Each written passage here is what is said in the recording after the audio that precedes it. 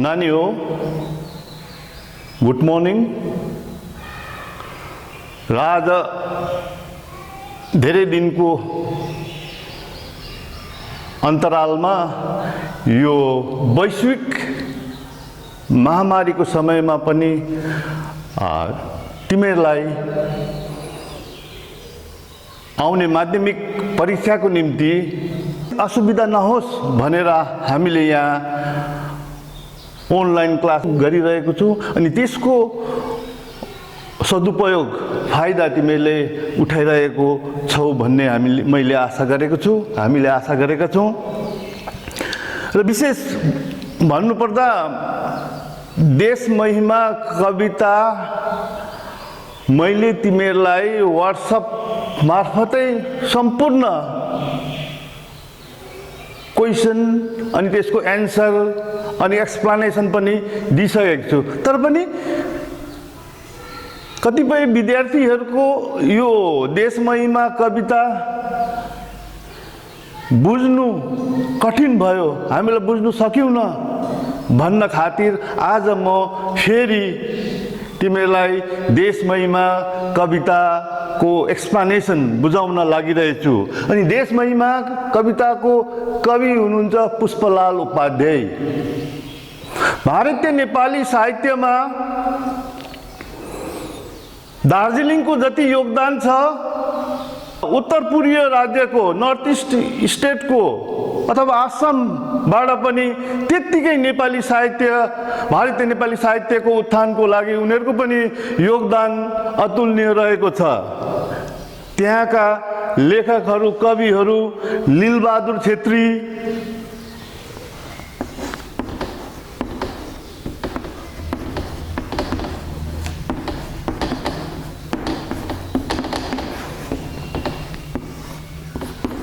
वीर विक्रम थापा,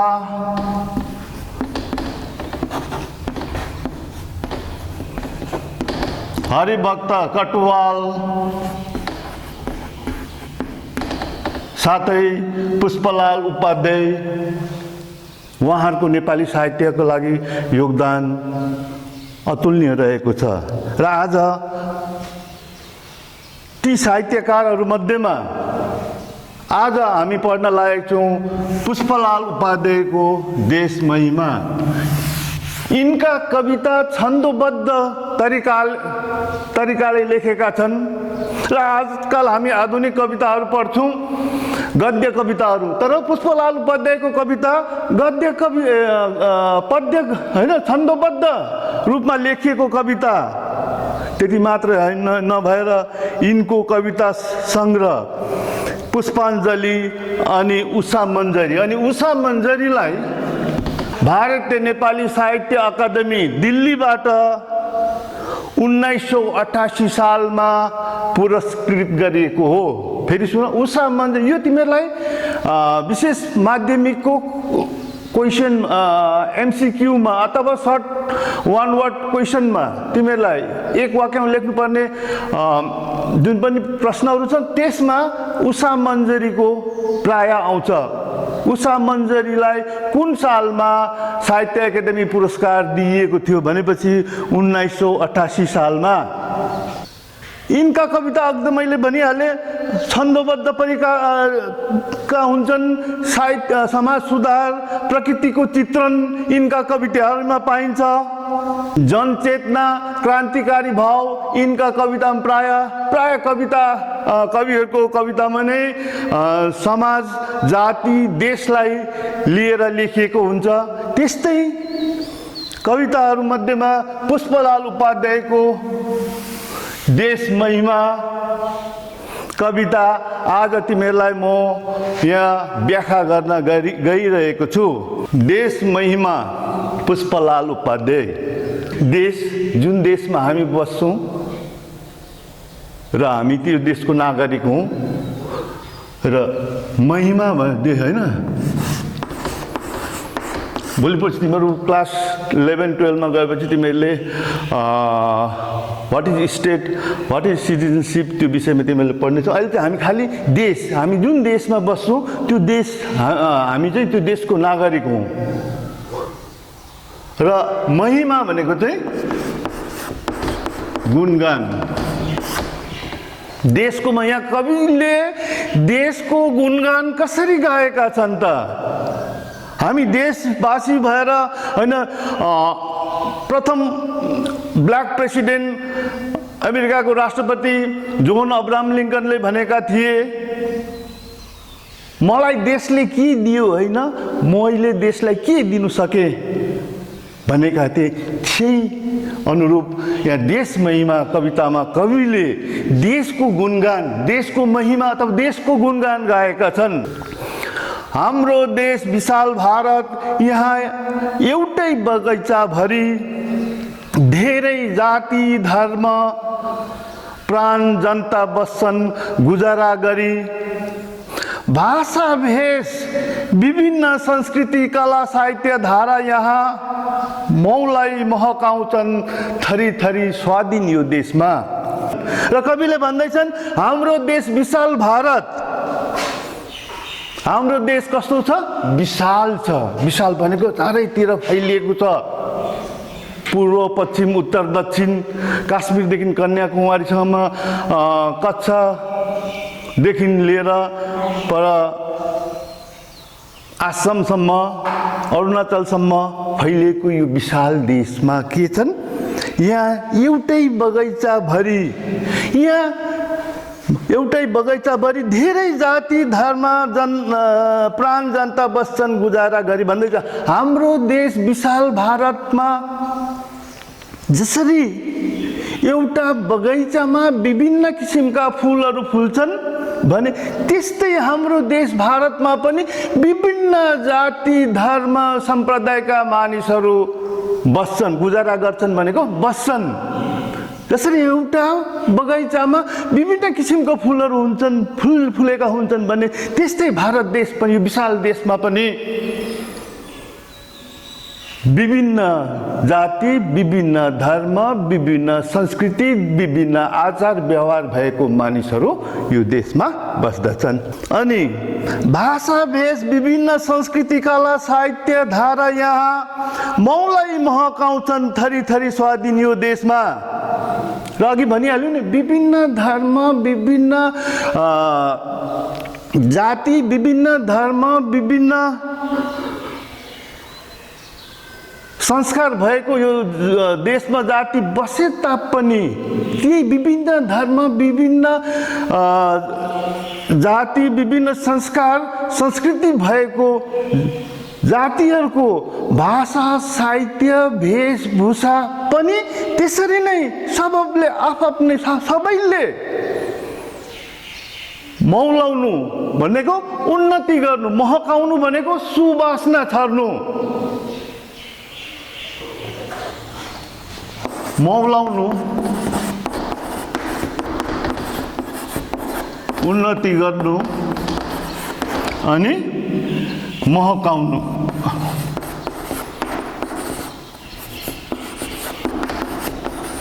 सुवास छर्नु हैन। विभिन्न धर्म, विभिन्न जाति, विभिन्न भाषा भए तापनि यो हाम्रो विशाल देश भारतमा, त्यो स्वाधीन भारतमा र तिनीहरूको वेशभूषा साहित्य संस्कृति पनि त्यसरी नै के गर्नुपर्छ? उन्नति गर्नु मौका पाउँछ। महकाउँछन्, मौलाउँछन्, महकाउँछन्। बुझ्यौ नानी हो? क्लियर? र प्रथम पदले के भन्छ भने हाम्रो देश विशाल भारत, यस भारतमा विभिन्न जाति धर्म सम्प्रदायका मानिसहरू बस्छन्। यसरी विभिन्न धर्म विभिन्न जाति धर्म साहित्य संस्कृति वेशभूषा भएका बस्ने भारतवासीको आफ्नो साहित्य संस्कृति वेशभूषा पनि त्यसरी नै मौलाउँछन् अनि महकाउँछन् पनि। मौलाउँछन् भनेको उन्नति गर्छन्, महकाउँछन् भनेको सुवास सर्छन्। हाँगा पात लता अनेक थरीका छन् फुल झुप्पा तर एउटै मूल छ मातृभूमि सबको स्वाधीन यो भारत। इच्छा मानिसहरूको त के, ऋषिहरू ती स्वर्गका देउता तम्सिन्छन् यही बस्नलाई वसुधा छन् पूर्व ऐश्वर्यता। भन्दैछ कवितामा कविले भन्नुहुँदैछ, हाँगा लता पात लता अनेक थरीका छन् फुल झुप्पा तर एउटै मूल छ मातृभूमि सबको स्वाधीन यो भारत। जसरी एउटा रुखमा फल फुल हाँगा पात हुन्छन् हैन र, त्यसरी एउटा रुखमा हैन र, एउटा सपोज एउटा प्लान्ट भयो हैन र, प्लान्टको थुप्रै हाँगाहरू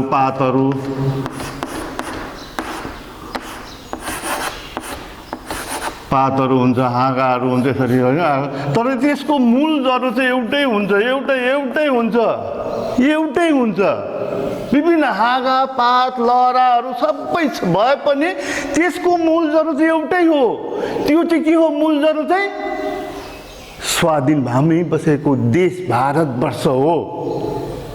त्यसलाई चाहिँ हामी मातृभूमि, हाम्रो मातृभूमि हो। त्यसलाई हामी मदरल्यान्ड भनिन्छ होइन र, मातृभूमि भनिन्छ नि, जननी जन्मभूमि। यसलाई मातृभूमि, जसले हामीलाई जन्म दियो, जसले हामीलाई पालन पोषण गरेको छ, खाना दाना पनि यही धरतीबाटै हामीले पाइरहेको छौँ होइन, हावा पानी सबै यो मातृभूमि हामीलाई पाल्दैछ, त्यसै कारण हामी यसलाई मातृभूमि भन्दैछौँ। अनि यस्तो मातृभूमिमा स्वर सम्पन्न भएको यो मातृभूमिमा मानिसहरू त के, स्वर्गका देउता ऋषि मुनिहरू, मानिसहरू मात्रै होइन स्वर्गका देउता अनि ऋषि मुनिहरू पनि बस्नुलाई यहाँ तम्सन्छन्। किन चाहिँ तम्सिन्छन् त? स्वर्गको देउता मानिसहरू मात्रै होइन, स्वर्गका देउता ऋषि मुनिहरू पनि यो देशमा बस्नु तम्सिन्छन्। किन त? किनभने यो धरती भन्दैछन् तम्सी चाहिँ बस्नलाई वसुधा छ पूर्ण ऐश्वर्यता। वसुधा भनेको धरती, वसुधा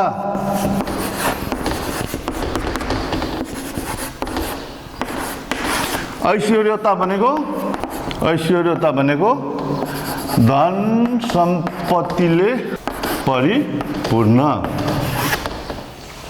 यसरी मानिसहरू मात्रै होइन स्वर्गका देवता मात्रै पनि तम्सिनुको कारण चाहिँ के अरे?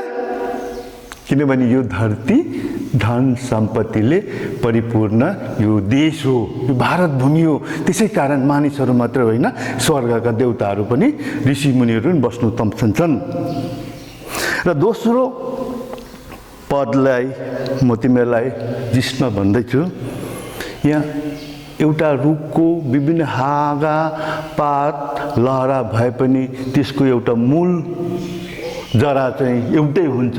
त्यो मूल जरा चाहिँ जसरी विभिन्न धर्म सम्प्रदायका जातिहरू बसे तापनि त्यो एउटै हो, त्यो चाहिँ हो त्यसको मूल जरा चाहिँ हो हाम्रो भारतवर्ष, भारत देश, स्वाधीन देश जो चाहिँ हाम्रो मातृभूमि पनि हो।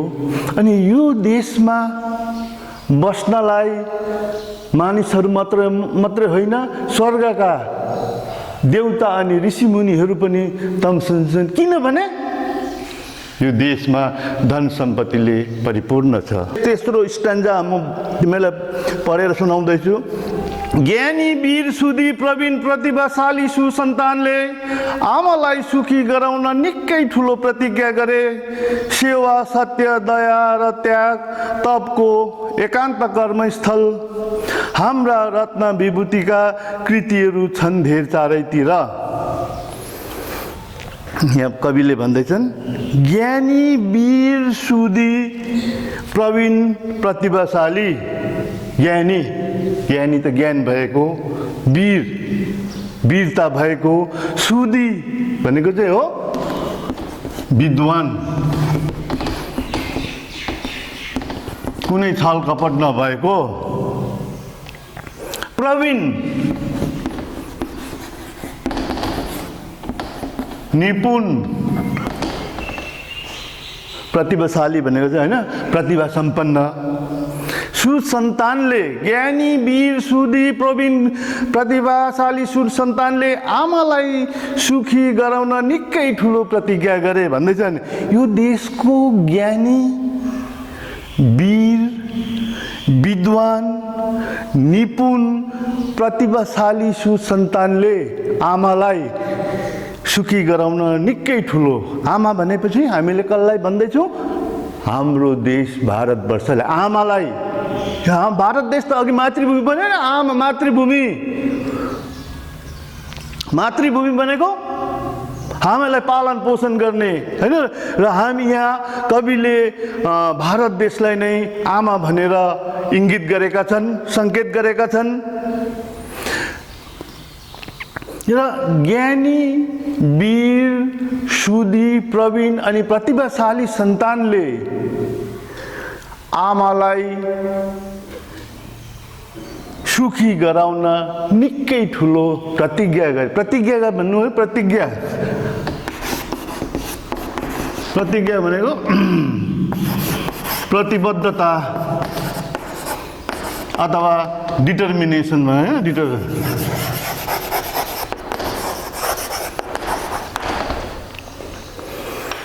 ज्ञानी वीर सुधी प्रतिभाशाली सन्तानले आफ्नो आमालाई सुखी गराउन निकै ठुलो प्रतिज्ञा गरे, निकै ठुलो प्रतिबद्धता लिए।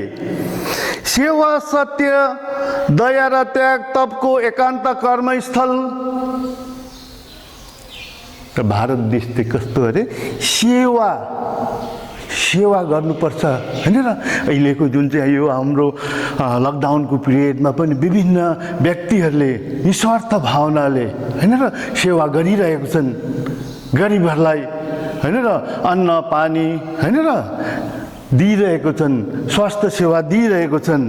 सेवा सत्य अनि सत्यमेव जयते भनेर यो हाम्रो देशको नै मूल मन्त्र हो, सत्य। तिमीले भारतीय नोटमा, तिमीहरूको नोटमा हेर्नु, त्यहाँ लेख सत्यमेव जयते, जहिले पनि होइन। सत्य, दया हैन र, दयावान देशका भयो हैन। वन दया मानिस भएपछि दयावान, त्याग हैन र, एउटा सेक्रिफाइस, तप भनेको तपस्या, एकान्त कर्मस्थल। हाम्रो देश चाहिँ सेवा सत्य त्याग र तप भनेको तपस्याको एउटा कर्मभूमि हो। कर्मस्थल भनेको कर्मभूमि हो, कर्मस्थल कर्मभूमि हो। हाम्रा रत्न विभूतिका कृतिहरू छन् धेर चारैतिर। हाम्रा रत्न भनेको बहुमूल्य व्यक्तिहरू भनेको सर्वश्रेष्ठ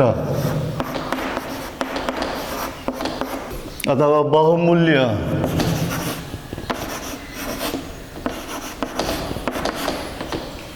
र हाम्रा रत्न विभूति भनेको ईश्वरीय शक्ति विभूति।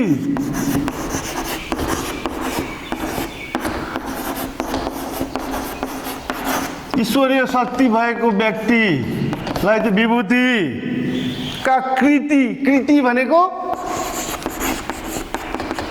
यस फेम भनेको हैन, फेमस हुनु है।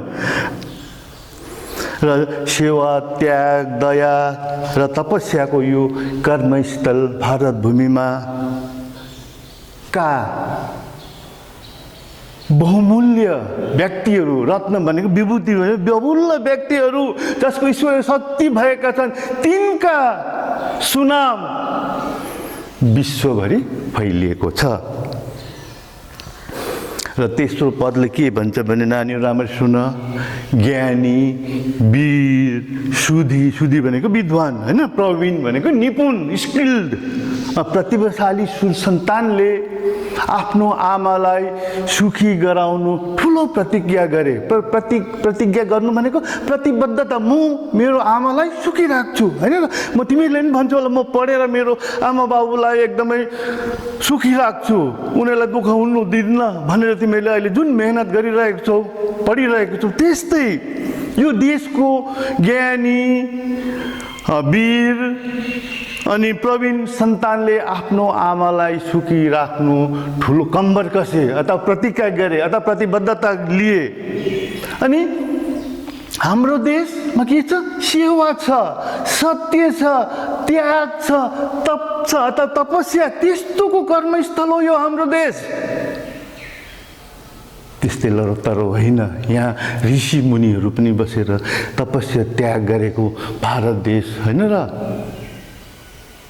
विश्वमा एउटा छुट्टै एउटा स्थान भएको यो देश, त्यसका रत्नहरू होइन, भारत देशका विभिन्न विभूतिहरू, बहुमूल्य व्यक्तिहरूको जसको सुनाम संसारभरि, जस्तो अमेरिकामा तिमीले सुन्छौ होइन र जिन सिन्थेसिस गर्ने डाक्टर हरबिन्द खुरानाहरू, अरू त्यस्तै थुप्रै वैज्ञानिकहरू छन् संसारभरि होइन र भारतीय वैज्ञानिकहरू अमेरिकामा बसेर तिनीहरूले ठुल्ठुलो कामहरू गरेका छन्। अनि भारतमै बसेका विभिन्न व्यक्तिहरूको सुनाम सुयो संसारभरि फैलिएर गएको छ र तिमीलाई मैले चेष्टा गरेको छु अझै राम्रो क्लियर होस् भनेर।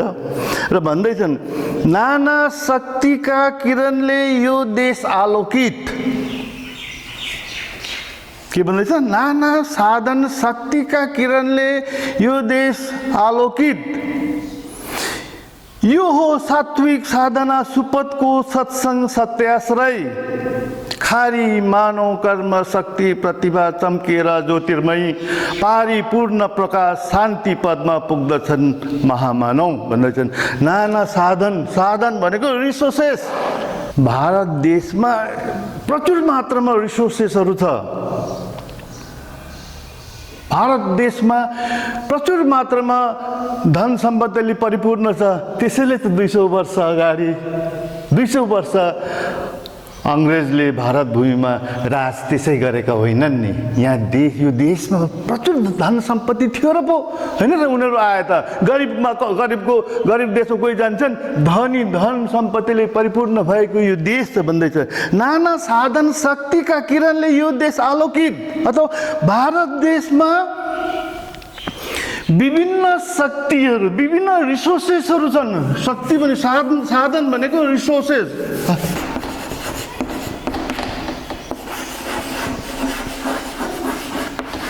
विभिन्न रिसोर्सहरू छ होइन र हामीले अब जडीबुटी, जल सम्पदा, कोइला, थुप्रै अब रिसोर्सेसहरू छ नि। र नानी हो, कवि पुष्पलाल उपाध्यायको देश महिमा कवितामा कविले देशको कसरी महिमा गाएका छन्, गुणगान गाएका छन्, त्यसको अन्तिम पद अब तिमीलाई म व्याख्या गर्न लागिरहेको छु। नाना साधन शक्तिका किरणले यो देश आलोकित भन्दैछ। नाना साधन, नाना रिसोर्स यो हाम्रो देशमा होइन, शक्तिको एनर्जीहरूको भरमार छ। मैले भने अघि होइन, कोइला भयो, पानी भयो, अरू मिनरल्सहरू, थुप्रै रिसोर्सेसहरू, साधनहरू हाम्रो देशमा छ भन्दैछ। नाना शक्तिका साधनले, साधन शक्ति किरणले यो देश आलोकित भनेपछि यो साधनहरूले, यो जुन नेचरल रिसोर्सेसहरू छ, प्राकृतिक सम्पदाहरू छ, प्राकृतिक साधनहरू छ, त्यसको किरणले यो देश चाहिँ के भएको छ? आलोकित। आलोकित भनेको प्रकाशमय, आलोक। नाना साधन शक्तिका किरणले यो देश आलोकित भएको छ होइन।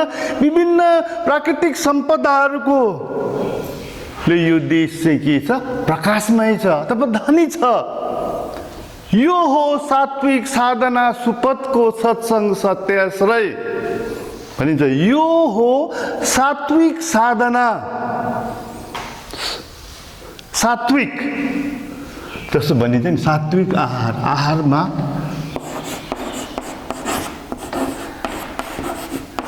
जस्तो सात्विक होइन र आहार भने सत, रज, तमा गुणले भरिएको हुन्छ। जस्तै सता राजा तमा र राजा तमा चाहिँ राम्रो होइन, सत मात्रै राम्रो हो। त्यसै कारण सात्विक होइन र। अब तम भनेको चाहिँ नराम्रो पदार्थहरू, बुझ्यौ त। राजा भनेको चाहिँ पनि अलिकति नराम्रै हो। तम जस्तो होइन र। राजा भनेको अब भनिदिउँ न त्यो होइन र। अब टु बी फ्र्याङ्क राजस्वला होइन र भनिएको र सात्विक अथवा तम भनेको चाहिँ जस्तो नराम्रो पदार्थ खैनी बिडी तम्बाकु गुटखा खान त्यो चाहिँ त्यसको सेवन चाहिँ गर्नु हुँदैन। खालि सात्विक सत आहार मात्रै। सात्विक आहार भनेको भोजन होइन र। अहिले तिमीले हेर्दै होला नि होइन र, कोभिडको महामारीमा आरोग्य सेतुबाट सात्विक आहार अथवा राम्रो आहार सुप होइन र त्यस्तो गर्नु। साधना भनेको कर्मयोगी साधना।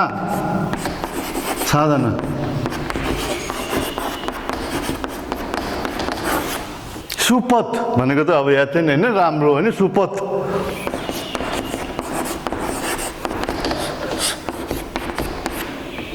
सत्मार्ग भन्छ होइन, राम्रोको सङ्ग होइन र। सत्सङ्ग होइन र, सत्सङ्ग राम्रोको सङ्ग।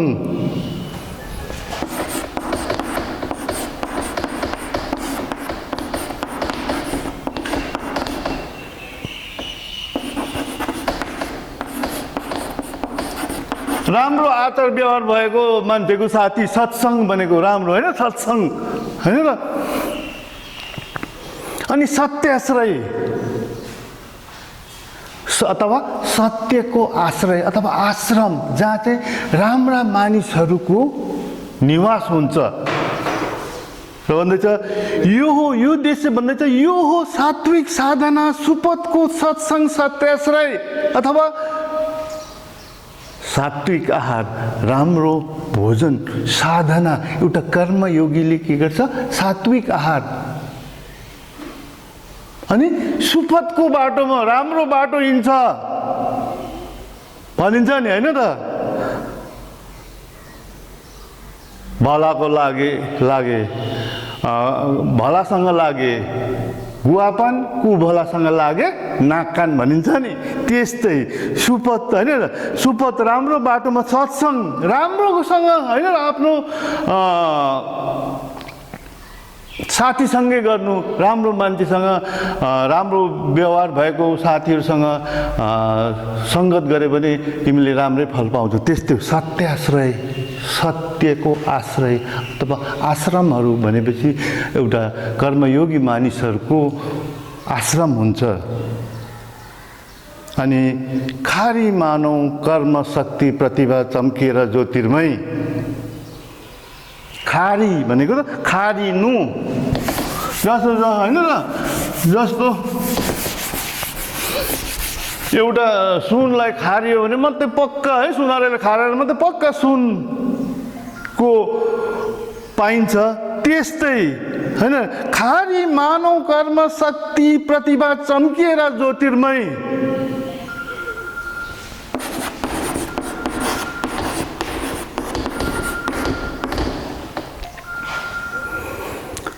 र मानवको जुन चाहिँ कर्म शक्ति छ नि, त्यो प्रतिभा चाहिँ के मानिसको जुन चाहिँ कर्म प्रतिभा छ त्यो चम्किएर चाहिँ ज्योतिर्मय भनिन्छ। अथवा ज्योतिर्मय भनेको ज्योतिले भरिएको, ज्योतिर्मय ज्योतिले भरिएको उज्यालो।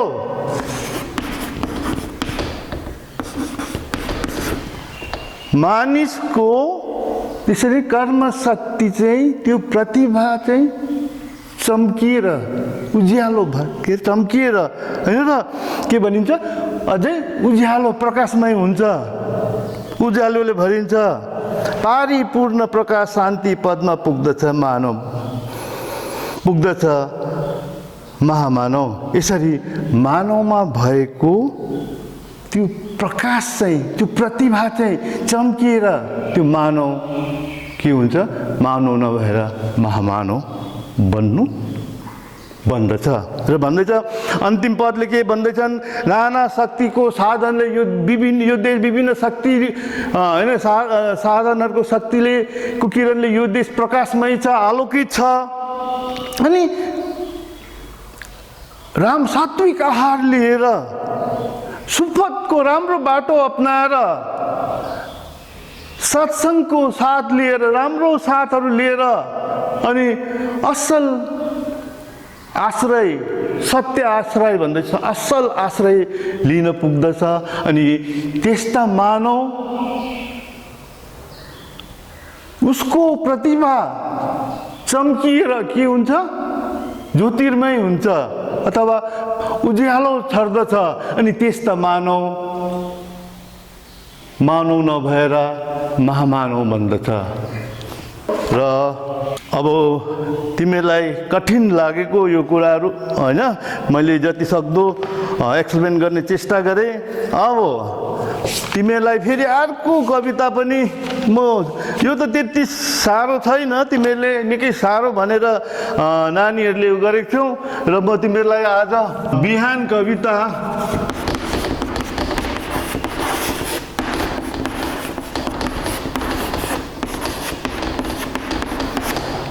बिहान कविताको कवि हुनु वीरेन्द्र सुब्बा।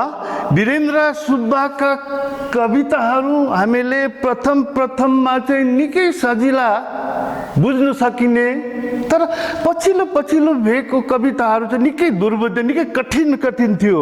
यिनीका कविताहरू प्रगतिवादी प्राग्मेटिजम भनिन्छ, प्रगतिवाद होइन, प्रगतिशील चिन्तन पाइन्छ। र यिनी कवि मात्र नभएर यहाँ किताबमा छैन, किनभने म त साक्षात्कार भएको भेट उसको आर्ट एक्जिबिसनमा हो। उनी कवि मात्रै नभएर चित्रकार, असल चित्रकार फाइन आर्ट्स होइन, सुन्दर चित्र त्यस्तो होइन उसको कविता आर्ट चाहिँ उनी चित्रकार पनि। चित्रकार चाहिँ कस्ता हुन्, अमूर्त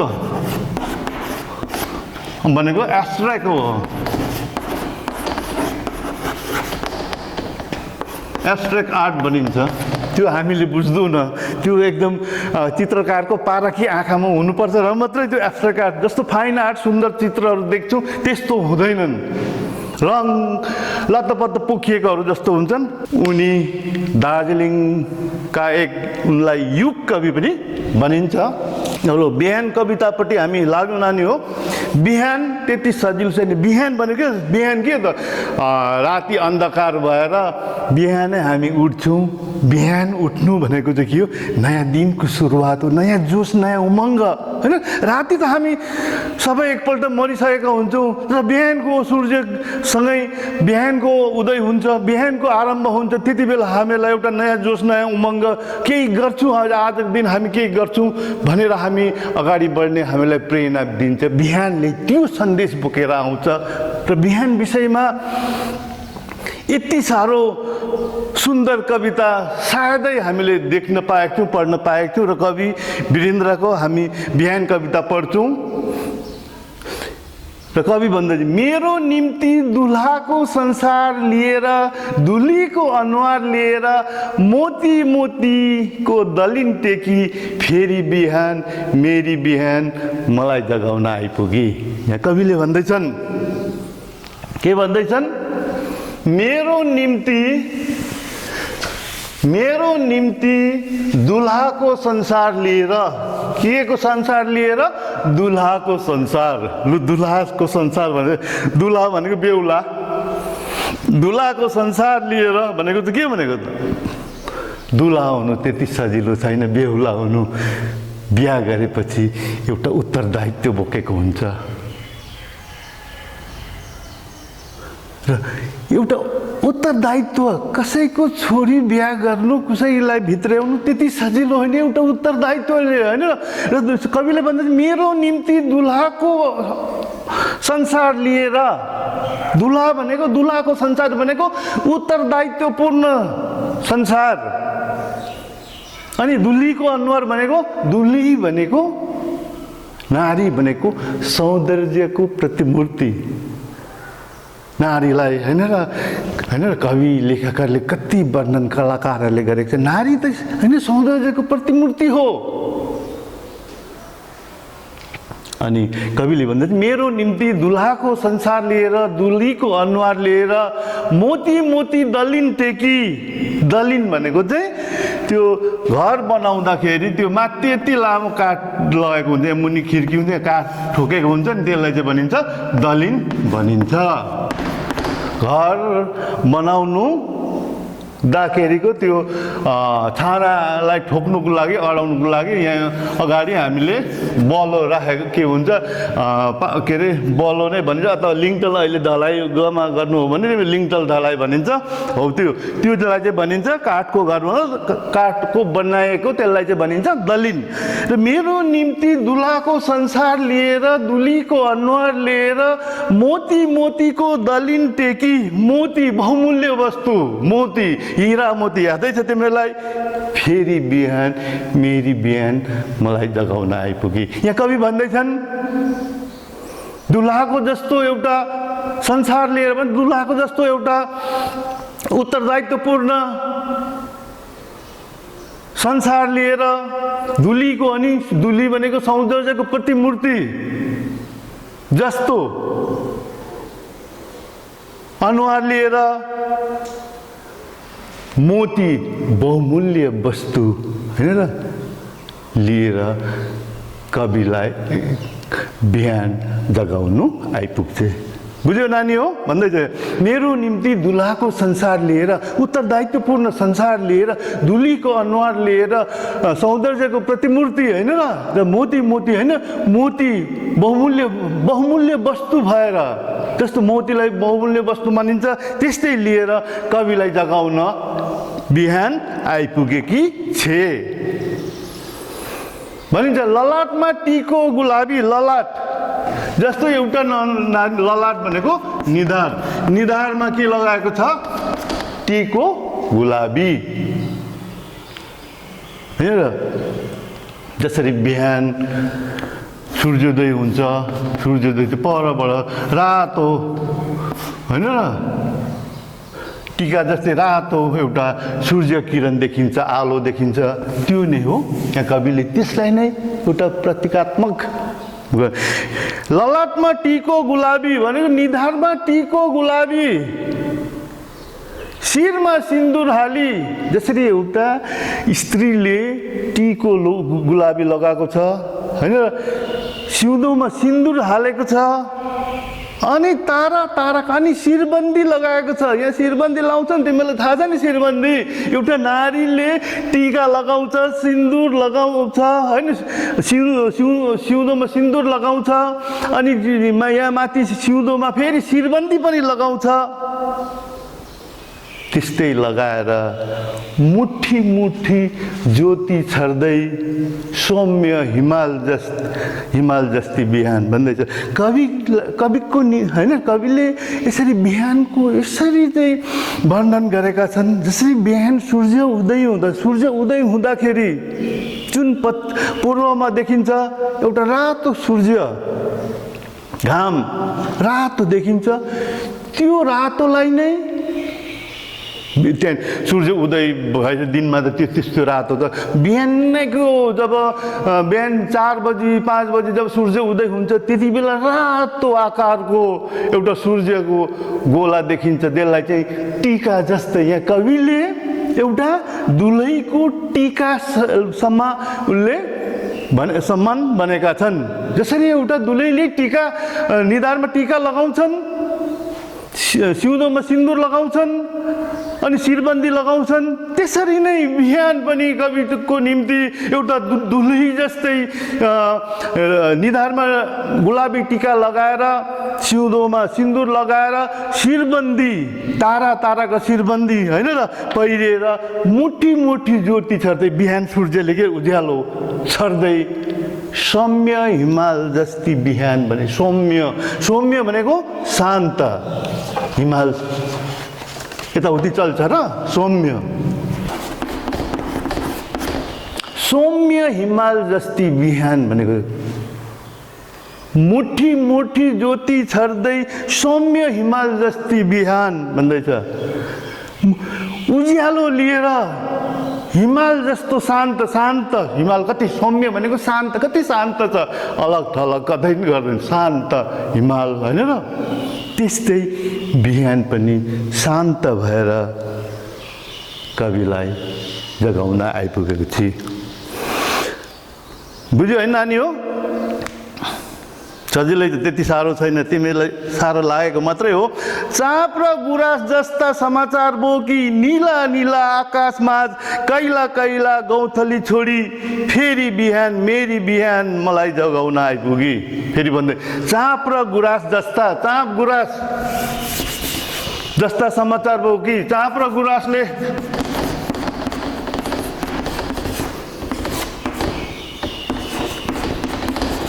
तिमीलाई यो पनि आउँछ, चाँप र गुराँस जस्ता समाचार।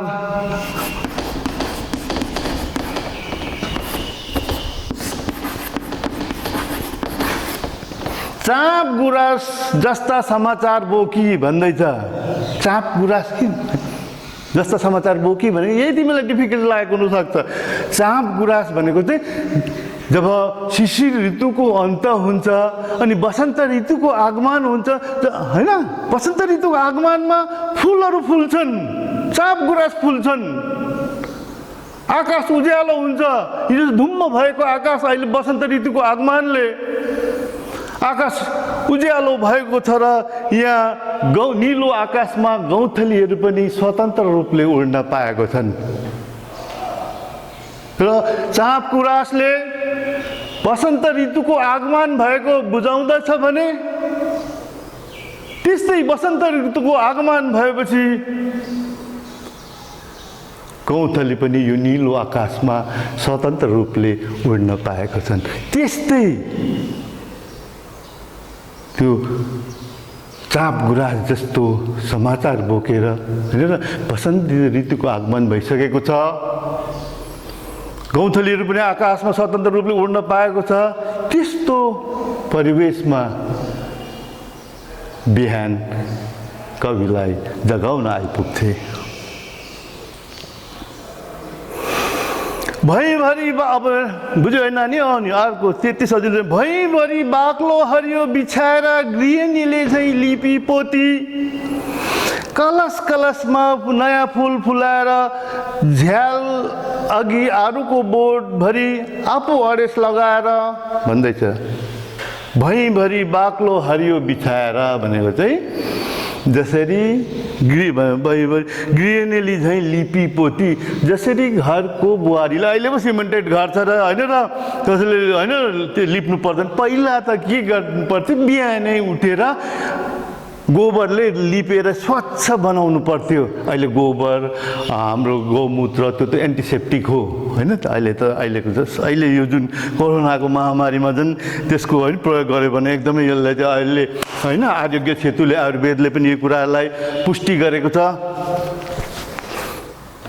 भन्दैछ भैभरि हरियो बिछ्याएर गृहिणीले चाहिँ लिपि पोती, जसरी एउटा गृहिणी भनेको बुहारीले, घरको बुहारीले बिहानै उठेर घर लिपेर होइन लिपेर होइन गोबरले लिपेर एकदम स्वच्छ बनाएको छ नि, त्यस्तै प्रकारले बिहानले पनि हिजोको रातको अन्धकारलाई हटाएर होइन र बिहानको किरणले पनि त्यस्तै के हो स्वच्छमय वातावरण बनाएको छ। अनि कलश कलशमा नयाँ फुल फुलाएर झ्याल लगी आरुको बोटभरि आफू अडेस लाएर भन्दैछ होइन। कलश कलशमा नयाँ फुल फुलाएर अब होइन वसन्त ऋतु आइपुगेको छ अनि आरुको बोटमा अडेस लगाएर भन्दैछ। र वसन्त ऋतुको आगमन सर्वप्रथम आरुको बोटको फुल फुल्छ। तिमीले याद गरेको थियौ न, आरुको बोटमा त्यो पिङ्क कलरको गुलाबी कलरको फुल फुल्छ, त्यहाँदेखि मात्रै चिचिला लाग्छ अनि पात हुन्छ आरुको बोटको। त्यसरी नि यहाँ भन्दैछ अब वसन्त ऋतु आगमन भइसकेको छ, बिहानको आगमन भइसकेको छ अनि बिहान अरूको बोटमा आफू अडेस लागेर बसेको छन्। अनि मेरो उज्यालोमा मेरै विपना समाएर यो क्वेसन आउनु छ, मेरो उज्यालो मेरै हैन, उज्यालोमा नै मानिसले बिहान बिहान उज्यालो भएर बिहानीले एउटा सकारात्मक पोजिटिभनेस लिएर आएको हुन्छ। उज्यालोमा नै मान्छेले राम्रो काम गर्नु सक्छ, राम्रो योजना तयार पार्नु सक्छ। मेरो उज्यालोमा मेरै विपना, सपना त सपनाकै कुरा हो, सपना त बित्यो नि हैन। हिजो सपना राति के सपना देखेको थियो, त्यो बित्यो सपना देखेको त सपना कहाँ र सत्य हुन्छ र हुँदैन। विपना जुन छ त्यो नै सत्य कुरो हो। र मेरै उज्यालोमा मेरै विपना समाएर ल मानिसले सकारात्मक काम गर्नु उज्यालो नै चाहिन्छ, अँध्यारोमा मान्छेले काम गर्नु सक्दैन। अनि उज्यालो भनेको पोजिटिभनेस, विपना भनेको रियालिटी हो, सत्य होइन। विपनामा जे छ त्यो नै रियालिटी हो, त्यो नै सत्यता हो। यो आउनु सक्छ र भने मेरो उज्यालोमा मेरै विपना समाएर अनि मानिसले उज्यालोमा नै सकारात्मक काम गर्नु सक्छ। उज्यालोमा नै मान्छेले होइन र नयाँ दिनको सुरुवात गर्नु सक्छ, नयाँ कार्यको योजना गर्नु सक्छ। र कवि भन्छन् मेरो निम्ति धुलाको संसार लिएर, धुलीको अनुहार लिएर, मोती मोती दलिन्टेकी फेरि बिहान मेरी बिहान मलाई जगाउनु। र यसरी कविको निम्ति बिहान एउटा धुला भएर, एउटा दुली भएर, धुलाको संसार भएर, दुलीको अनुहार भएर मोती मोती छर्दै, उज्यालो छर्दै उसको निम्ति उसलाई, कविलाई यसरी बिहानले जगाउन आइपुगेकी छे। र यो दुईटा कविता तिमीहरूले नबुझेको मैले जहाँसम्म बुझाउने चेष्टा गरेँ, अझै बुझेनौ भने तिमीहरूले वाट्सएप मार्फत मलाई अझै कतिवटा प्रश्नहरू सोध्नु सक्नेछौ। धन्यवाद।